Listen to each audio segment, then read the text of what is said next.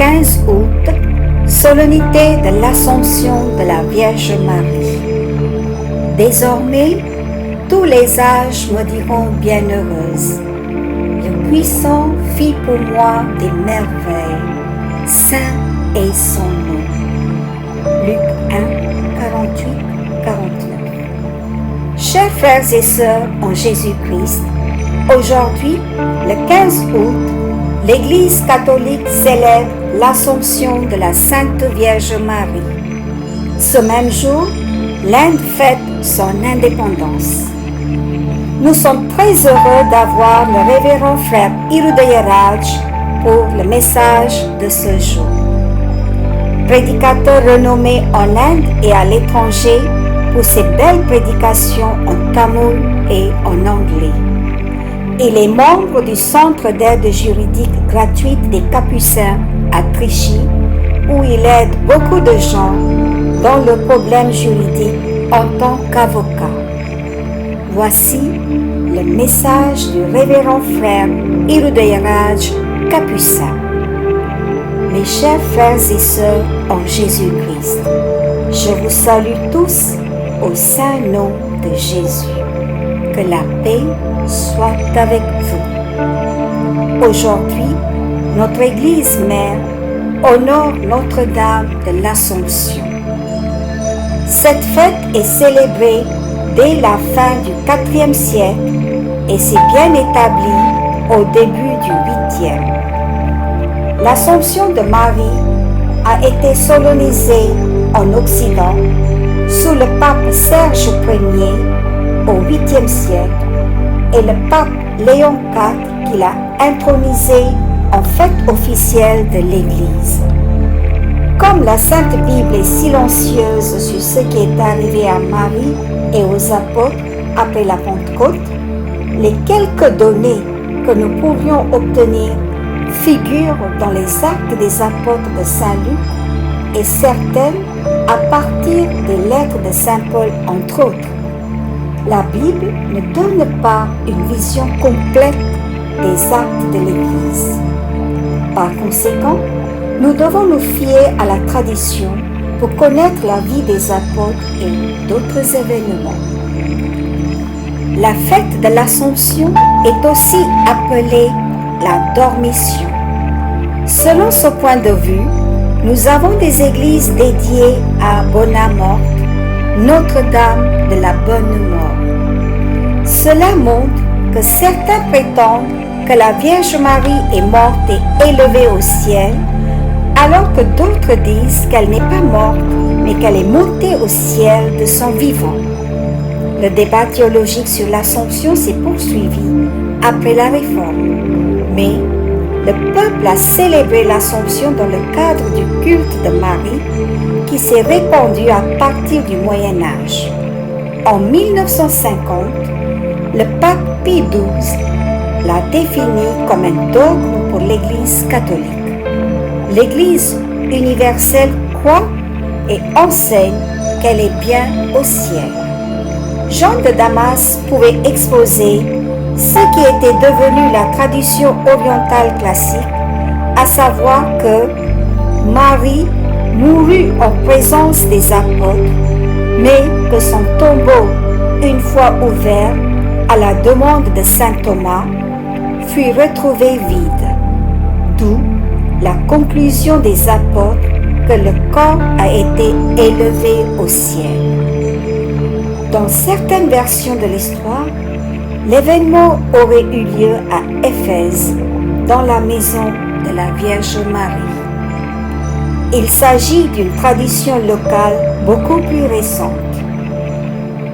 Les premières traditions rapportent que la vie de Marie s'est achevée à Jérusalem et que le tombeau de la Vierge Marie se trouverait à Gethsémani. Au 7e siècle, plusieurs versions ont émergé, dont la plus dominante est celle des apôtres, souvent attribuée à saint Thomas, lequel n'était pas présent à la mort de Marie. Son arrivée tardive a conduit à une réouverture du tombeau de Marie, qui se trouvait vide, à l'exception du linceul. Dans une tradition plus récente, il est rapporté que Marie a laissé tomber du ciel sa ceinture aux apôtres comme témoignage de l'événement. Cet épisode est représenté dans de nombreuses peintures de l'Assomption faites plus tard. Le chapitre 12 de l'Apocalypse qui parle d'une femme vêtue du soleil qui échappe au dragon en s'enfuyant dans le désert où elle est nourrie pendant un temps, des temps et la moitié d'un temps, pourrait être probablement une référence à l'immortalité de la Vierge Marie. Mais l'Église primitive a identifié la femme avec l'Église. Nous lisons aussi dans le livre d'Apocalypse 12:1 un grand signe apparut dans le ciel. Une femme ayant le soleil pour manteau, la lune sous les pieds et sur la tête une couronne de 12 étoiles. Cela représente l'Église, le corps mystique du Christ, la Vierge Marie étant porteuse du corps physique du Christ. Elle pourrait également être reconnue lorsque nous disons qu'une femme est apparue dans le ciel.